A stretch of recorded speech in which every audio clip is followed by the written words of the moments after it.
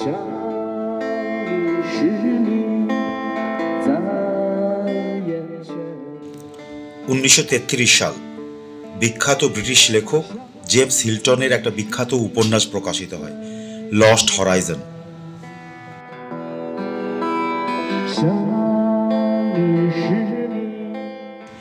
এই বইয়ে লেখক একটা হিমালয়ান ইউটোপিয়ান বা একটা কল্প রাজ্যের কথা বর্ণনা করেন, যার নাম ছিল শাংরিলা।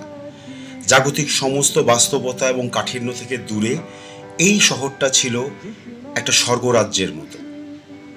এইখানে আধ্যাত্মিকতার চর্চা হতো, সৃষ্টিকর্তার উপাসনা হতো এবং ধারণা করা হতো যে এইখানে আধ্যাত্মিকভাবে এখানকার মানুষগুলো সবসময় অমর থাকবে।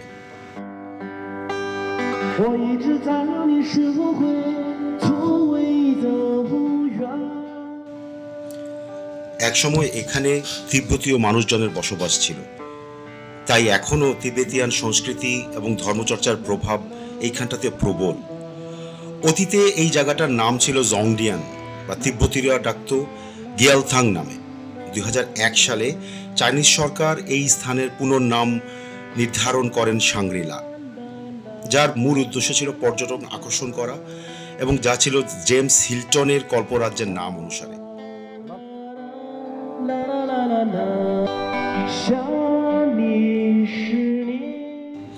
কুনমিং থেকে শুরু করে ডালি, লিজিয়াং হয়ে আজ আমাদের যাত্রা সেই শাংরিলার দিকে। পথে যেতে যেতে রয়েছে খরস্রোতা টাইগার লিপিং জর্জ, অদ্ভুত সুন্দর ইয়ংটাং রিভার ব্যান্ড এবং একটা অফবিট হিমালয়ান গ্রাম। তো চলুন গল্পটা শুরু করা যাক।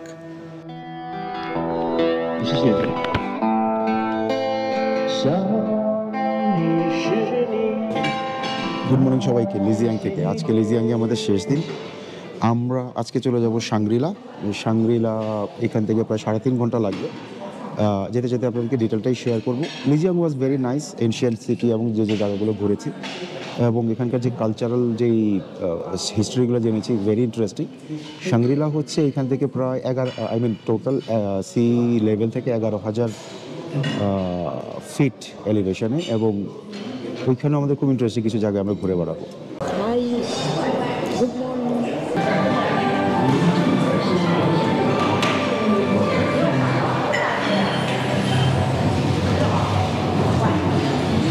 ওদের খাওয়ার জায়গাটা কিন্তু বিশাল,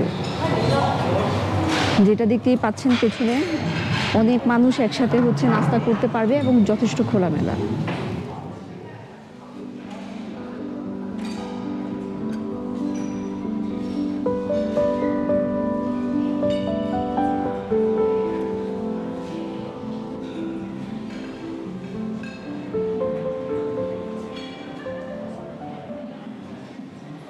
এখানে সিস্টেম যেটা, পানিও পাওয়া যায় না, জুসও পাওয়া যায় না। এখানে সবাই চা খায় সারাক্ষণ। এখানে চা কফি পাওয়া যাচ্ছে, কিন্তু পানি আমরা উপর থেকে নিয়ে আসছি আমাদের রুম থেকে, যেহেতু পানি নাই।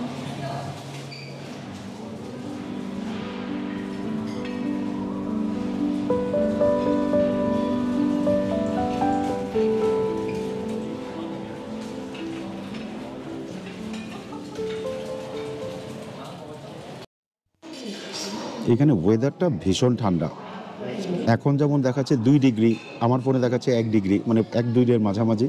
আমরা যেখানে যাচ্ছি সেখানে নাকি -7 degree. So we are excited. বেশ ঠান্ডা। খাবার দাবার গরম প্যাক করে নিয়ে আসলে সাথে কতক্ষণ পরে ঠান্ডা হয়ে যায়, that is one of problem. আর হোটেলটা দারুণ ছিল।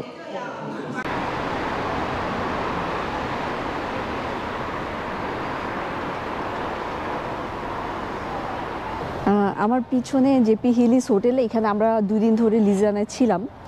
তো এই হোটেলে আমাদের খরচ পড়ছে মোটামুটি আগে সব হোটেলের মতোই, মাথা পিছু 6,000 ইউয়ান করে পড়ছে। আর এই হোটেলটা ঠিক এমন একটা জায়গায় যে এখানে পাশেই আমরা এনসিএন সিটিটা আছে, আমরা সহজেই হেঁটে আমরা চলে যেতে পারছি।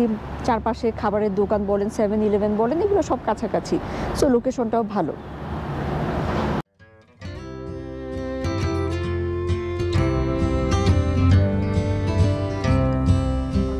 আমরা এখন শাংরিলার পথে। Take me back to the old dirt road where Mama and Papa used to go. Let's sing all them songs from a long time ago and pine for the কেমন লাগছে চায়না সাঙ্গু? আমার তো খুব ভালো লাগছে। আসলে সাঙ্গু নদীর মতো পাহাড়গুলো বেশি উঁচা বান্দরবন থেকে, বাট ভালো লাগছে। Let me fly like the leaves when they fall. Well, let my mind go serene like a cool water stream that runs from north to south. Oh, The direction should be go to south, but when it arrives, the small town here, we call it Stone Drum Town. So we have the very famous, the first bed of the Yangtze River. আমরা এখন সাংগ্রিলার পথে Yangtze যে নদীটা আছে তার অববাহিকা ধরে আমরা আসলে চলে যাব সাংগ্রিলার দিকে, এবং এটা আমরা আস্তে আস্তে উপরে উঠছি। আসলে আমাদের আলটিমেট লক্ষ্য হচ্ছে 3800 মিটার বা অ্যারাউন্ড 12,000 ফিট। তো এই ইয়াংজি রিভারটা তিব্বত থেকে নেমেছে এবং সাউথের দিকে যাচ্ছিল চায়নার, এবং এসে এই ক্লিফটাতে বাড়ি খেয়ে এখান থেকে ঘুরে গেছে। সো বেসিকলি খুব এক্সেপশনাল কিছু আমি বলবো না, বাট একটা ইন্টারেস্টিং বেন্ড আছে। এখন যে লো সিজন, এই জন্য পানি ক্লিয়ার, বাট পানির এখানে ডেপথটা নেমে গেছে। ইউজুয়ালি এটা 40 মিটার পর্যন্ত যায়। এরপরে আমরা যাব টাইগার লিপিং জর্জ। সো চলুন যেতে যেতে দেখি।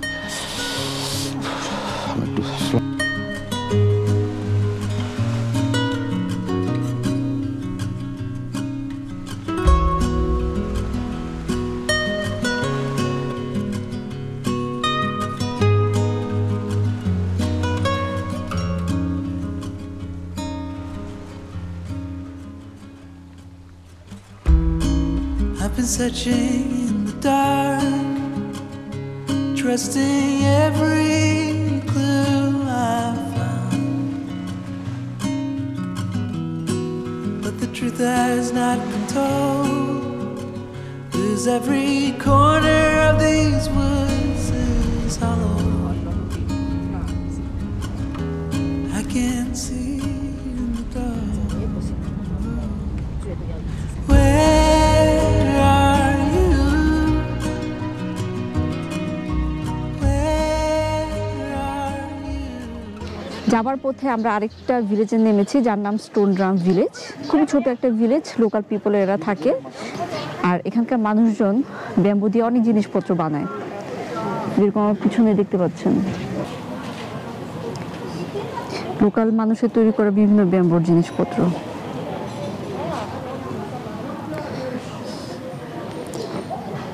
লোকাল বিভিন্ন ধরনের হার্বস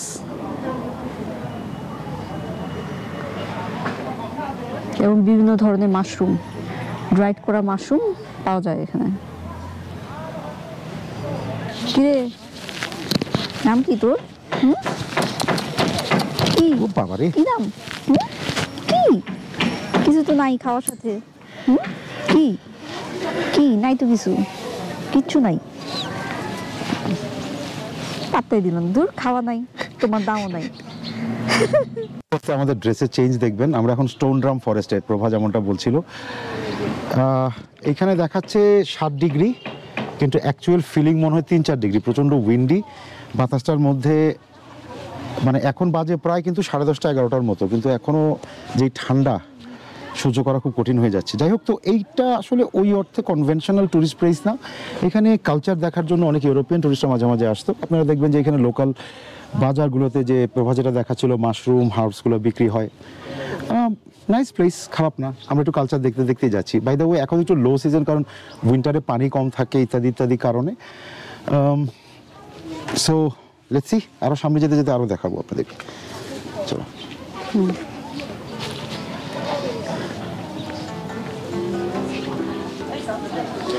চা পাওয়া যেত, বাংলা চা, নাহলে একটু বলি কফি খাইতে।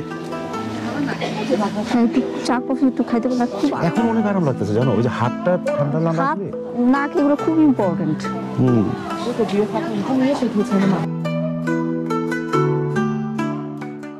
এই লোকাল মানুষদের জীবন, ঠান্ডার মধ্যে তারা সকাল সকাল দোকানপাট খুলে বসছে। জীবন তো চলতে হবেই, যতই ঠান্ডা পড়ুক না কেন।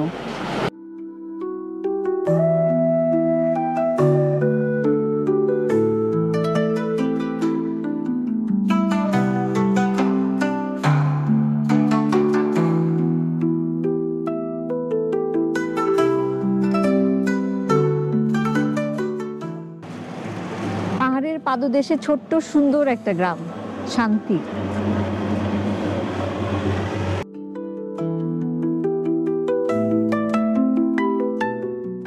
বাসার জন্য আমার সত্যি কথা নিতে ইচ্ছা করতেছে, এত ফ্রেশ ওদের ফুলকপিগুলো যে কি সুন্দর। এই শীতের এই সবজিগুলো দিয়ে মাছ দিয়ে তরকারি রান্না করে খাইতে যা লাগবে না।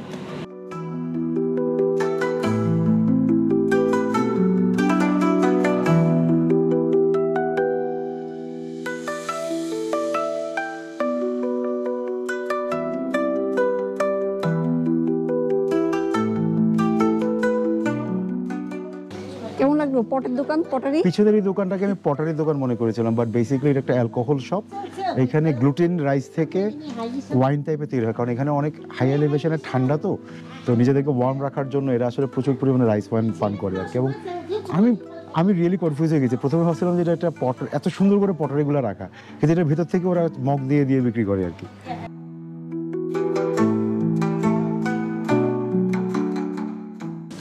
নাইনটিন একটা খুব বড় একটা আর্থকোয়েক হয়েছিল এই এলাকাটায়, এবং পিছনে যে বিল্ডিংটা দেখালাম এইটা তখন আসলে বাঁকা হয়ে গেছিল, but it was so strong, এখন পর্যন্ত এর ভিতরে মানুষ থাকে।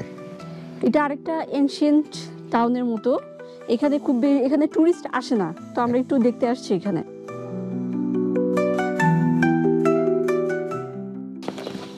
আমরা যে টুরিস্ট টাউনগুলো দেখেছি, এনশিয়েন্ট টাউনগুলো দেখেছি, সেটা আসলে মূলত এখন টুরিস্ট এলাকা হয়ে গেছে, বাট এইটাও একটা এনশিয়েন্ট ভিলেজ যেখানে এখনও মানুষজন থাকে। এখানে খুব বেশি টুরিস্টরা আসে না, একটু অফশোর ট্রাভেলিং বলতে পারেন আর কি।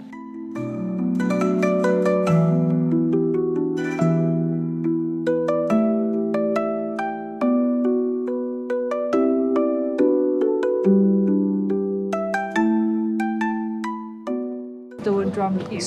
Stone drum. We have the stone drum here. It's like a monument for the Okay. memory when the Red Army ferried the Yangtze River. So আমরা এখন যে এই জায়গাটায় যাচ্ছি, এটা মানে এই মনুমেন্টটা, এটার নাম হচ্ছে স্টোন ড্রাম, যার থেকে আসলে এই জায়গার গ্রামটার নাম হচ্ছে স্টোন ড্রাম।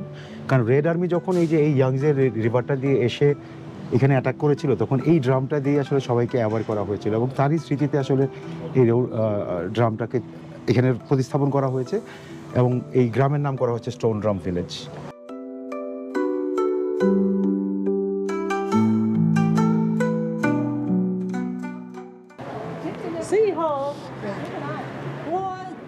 আমার কিন্তু বেশ ভালোই লাগছে, কারণটা হচ্ছে একদম এদের লোকাল জীবনটা দেখা, এরকম শুধু একটা পাহাড়ের নিচে একটা গ্রাম। এবং মজার বিষয় হচ্ছে এটা কিন্তু একটু এই এলিভেশনে খুব ভালো ক্রপস হয়, সো এরা এইখানে ফ্রুটস ভেজিটেবল সব কিছুই জন্মায়, এইখান থেকে ইনফ্যাক্ট ট্রান্সপোর্টও হয়। এইটার এলিভেশন হচ্ছে অ্যারাউন্ড 5000 ফিটের মতো অ্যাকচুয়ালি। আমরা যাবো 11000 ফিট, এখান থেকে আবার ক্লাইম্ব আপ করবো, সো এইখানে প্রচুর ক্রপস হয়।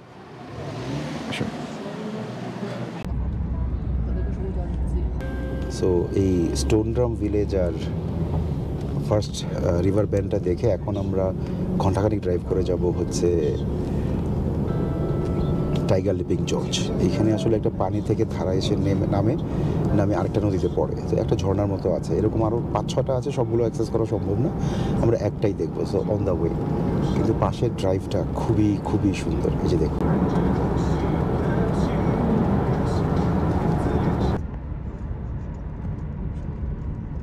আরেকটা মজার বিষয় হচ্ছে, আমরা যখনই কোথাও বেড়ানোর কথা চিন্তা করি, ইয়েস মালয়েশিয়া, থাইল্যান্ড, সিঙ্গাপুর, খুবই ভিয়েতনাম, এগুলো তো খুবই পপুলার জায়গা, আমরা সবগুলো জায়গায় মোটামুটি গেছি, কিন্তু প্রিটি সেম।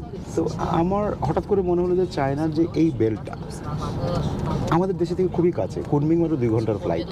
এখান থেকে ইউনানের যত নর্থে যাবেন তত পাহাড়ি জায়গা, এবং সামারে এটা অদ্ভুত সুন্দর ফুলে ভরা, উইন্টারে পুরোপুরি একটা ঠান্ডা এবং একটু আইসি ব্যাপারগুলো আছে, অদ্ভুত সুন্দর জায়গা, এবং খরচও কিন্তু কম। আমরা ভিডিওর শেষে বা কোনো একটা পর্যায়ে চেষ্টা করো ফুল সামারিটা দিতে, এটার ভিসা, খরচ, এসব কিছু নিয়ে। এখন যেহেতু যাত্রাপথে আপনাদেরকে সব কিছু দেখাচ্ছি, কোনো একটা সময় অবশ্যই পুরোটা শেয়ার করবো। এবং আমি মনে করি যে এটা খুব আনএক্সপ্লোর, আমি কিন্তু এই পুরো জায়গাটার মধ্যে বাঙালি বা ইন্ডিয়ানও ট্যুরিস্ট খুব কম দেখেছি, বাট ইটস ভেরি অ্যাক্সেসেবল। চায়নার ভিসা যদি হয়ে যায়, it's very very accessible. China শুধু বিজনেসের জন্য না, চায়না ঘোরার জন্য খুব সুন্দর জায়গা।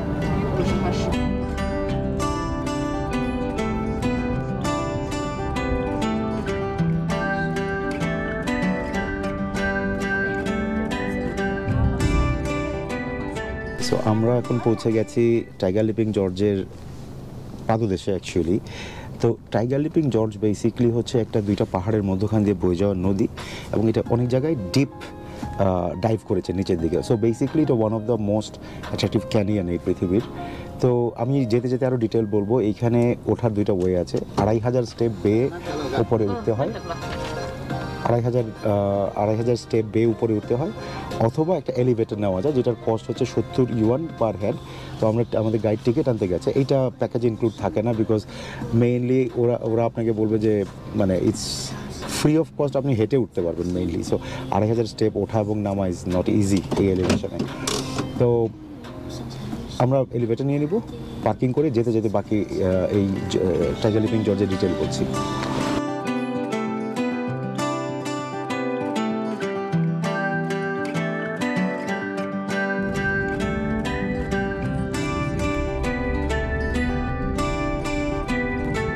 Remember me, I remember you.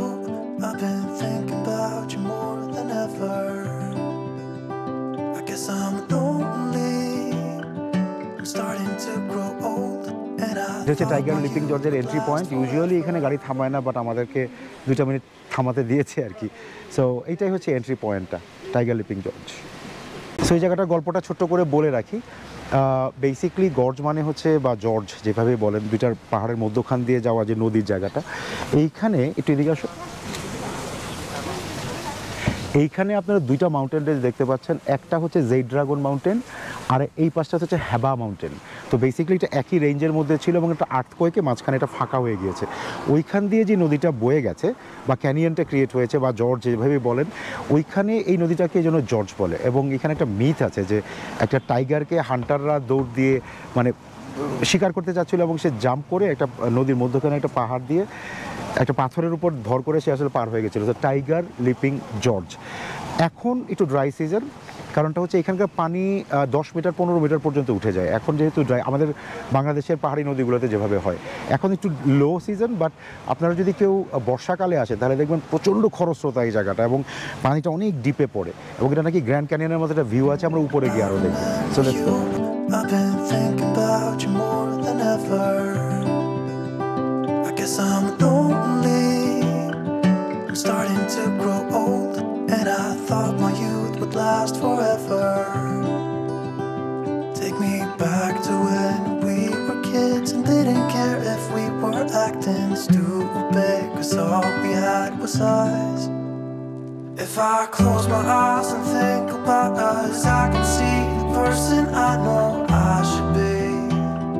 'Cause honestly, I don't have no time to waste. I'm trying to come back to you, because now I see we এই were স্টোনটা meant থেকে to যেটা be. দেখালাম আপনাদেরকে, এখান থেকে আমরা এলিভেটর নিয়ে নিচে নেমে যাব।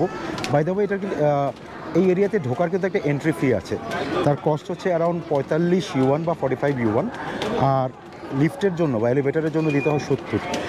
এই 70 না দিলে প্রায় 2500 স্টেপ উঠা এবং নামা করতে হবে। So it's better to pay that.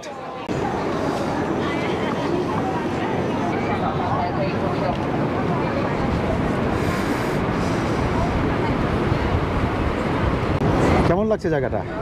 আমাকে দেখে বুঝতে পারতেছো না কি অবস্থা, প্রচন্ড বাতাস এখানে, সেই সাথে সেই রকম ঠান্ডা লাগতেছে। জায়গাটা কেমন? জায়গাটা তো খুবই সুন্দর। আমরা এখন একেবারে ওপরের টপ লেভেলে আছি। আমরা এলিভেটরে করে একদম নিচে চলে যাব। এখানে অসম্ভব ঠান্ডার বাতাস। এই যে এর ভেতর দিয়ে হচ্ছে এলিভেটরে ঢোকার পথ। এই টিকিটটা কিন্তু কেয়ারফুলি রাখা খুব জরুরি, কারণ এটা যদি নিচে গিয়ে হারিয়ে যায়, এখানে কোনো টিকিট বুথ নাই, বেয়ে বেয়ে আবার উঠতে হবে। হ্যাঁ, মানে কাউকে অদ্ভুত লাগতেছে। মানে আমরা না নিচে নামতেছি, কিন্তু একটু ইনক্লাইন্ড হয়ে, মানে হচ্ছে সোজা না, একটু নিচের দিকে এরকম। এটা কিন্তু ইউনেস্কো ওয়ার্ল্ড হেরিটেজের আন্ডারে, এবং চায়নাতে এটা হচ্ছে 4A ক্যাটাগরির একটা জায়গা। আর আমরা যে তার আগে যে ড্রাগন স্নো মাউন্টেন দেখে আসছি, এটা 5A ক্যাটাগরিতে পড়ে। ওটা কোয়ালিটি আরও বেশি। সো বেসিক্যালি শুধু কোয়ালিটি না, ডেঞ্জারের উপর ডিপেন্ড করে বা বিউটির উপর ডিপেন্ড করে। সো এটা 4A ক্যাটাগরি। আমরা এটা থার্ড এলিভেটর দিয়ে নামতেছি। এক একটা এলিভেটর মনে হয় 2-3 তলার সমান হবে। এই পাহাড়ের মধ্যে এইরকম একটা জায়গাতে এই এলিভেটর তৈরি করা একমাত্র চাইনিজের পক্ষে সম্ভব। আর এই ফ্যাসিলিটিগুলো থাকবে না, সবাই আসলে যে কোনো সুন্দর জায়গায় দেখতে পারে। এখন সব জায়গায় যদি শুধুমাত্র ট্রেকিং করে ফিট মানুষরা যেতে পারে, এখানে অনেক সিনিয়র সিটিজেনরা বলেন, বাচ্চারা বলেন, সব এরা এনজয় করতে পারতেছে। সো এই ফ্যাসিলিটিটা আসলে ইজ ভেরি ইম্পর্টেন্ট।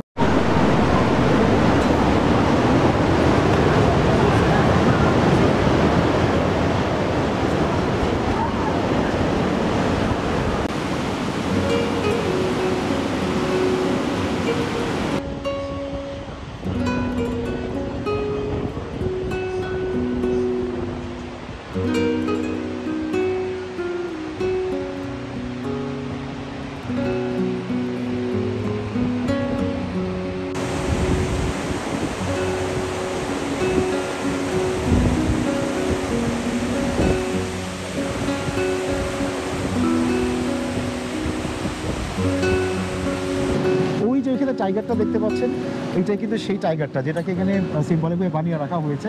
এবং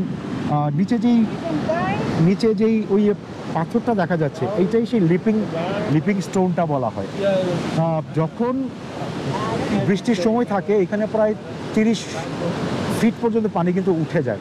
এখন উইন্টার সিজন দেখে একটু কম, বাট স্টিল কি পরিমাণ স্রোত, তাহলে বর্ষা সময় কী স্রোত হবে জাস্ট আমরা কল্পনা করতে পারছি না।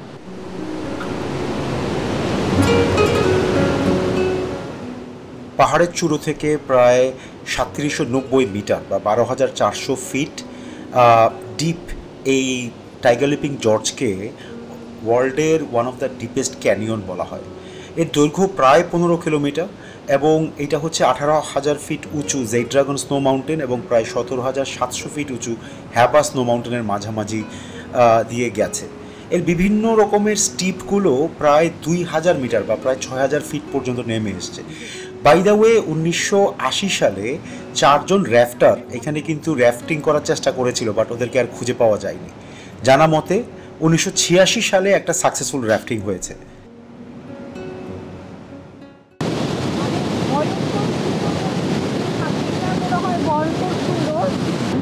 আমাদের দেখা ওয়ান অফ দ্য মোস্ট সুন্দর জায়গা, পানির আওয়াজ শুনতে পাচ্ছেন?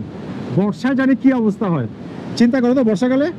এটাকে বলে ভয়ঙ্কর সুন্দর।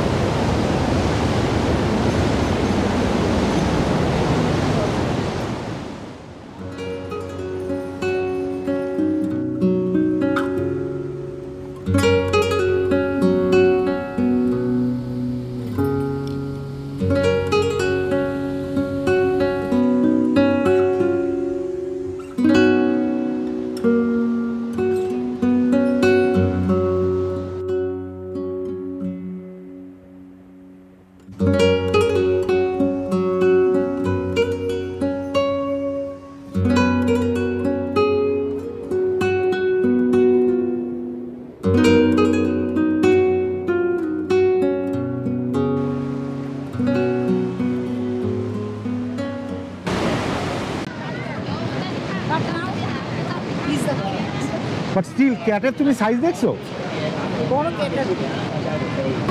এই যে পিছনে আমাদের বিশাল যে বাঘটা তৈরি করা আছে, সেই লিপিং যে টাইগারটা আছে তার আরেকটা মনুমেন্ট, ওই পাশে একটা আছে, এই পাশে একটা আছে, এবং ওই টাইগারটা নাম অনুসারেই কিন্তু হয়েছে টাইগার লিপিং জর্জ।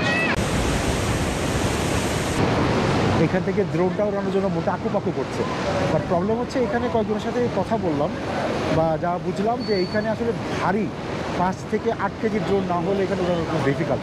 চারিদিকে বাতাস বাড়ি খাচ্ছে, তো ছোট আমাদের মতো যে ট্রাভেলিং ড্রোন ওগুলো আসলে খুব কাজ করবে না।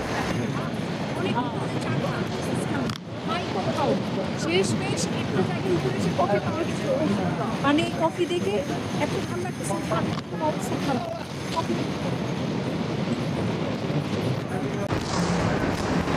যাও তুমি গিয়ে বসো।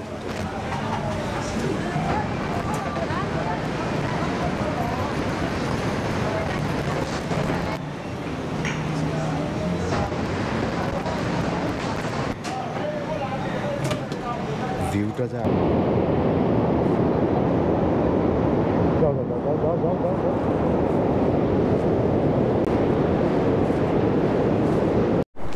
সো এই অদ্ভুত সুন্দর টাইগার লিপিং জর্জ, এটা ঘোরা শেষ করে এখন আমরা আবার রওনা দেবো সাংগ্রিলার পথে। আমরা এখন আছি মোটামুটি 2000 মিটারের মতো এলিভেশন। আমরা উঠবো প্রায় 3600 মিটার এলিভেশন, মানে হচ্ছে প্রায় 11000 ফিট। সো সাংগ্রিলা যাওয়ার পথে আরও শেয়ার করব।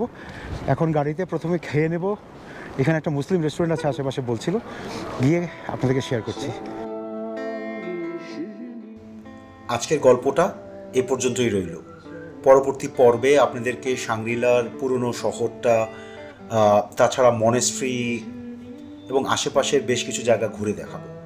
সো সে পর্যন্ত আমাদের সাথে থাকবেন। অনেক ধন্যবাদ।